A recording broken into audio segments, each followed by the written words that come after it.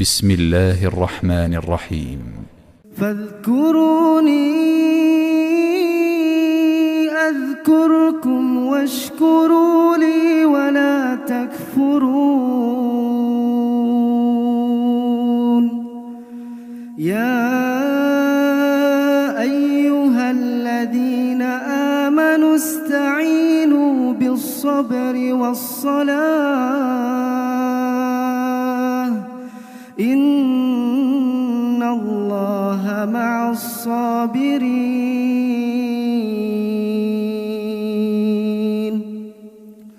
ولا تقولوا لمن يقتل في سبيل الله أموات بل أحياء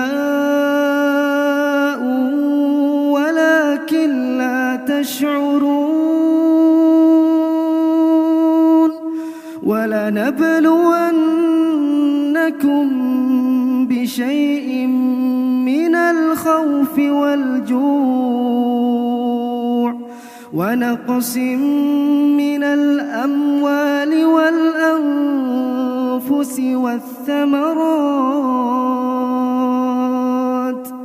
وبشر الصابرين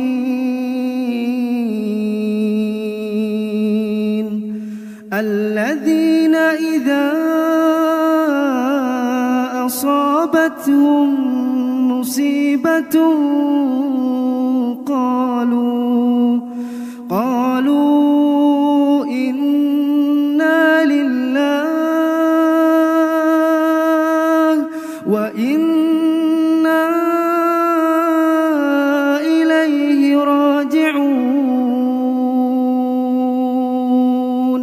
أولئك عليهم صلوات من ربهم ورحمة وأولئك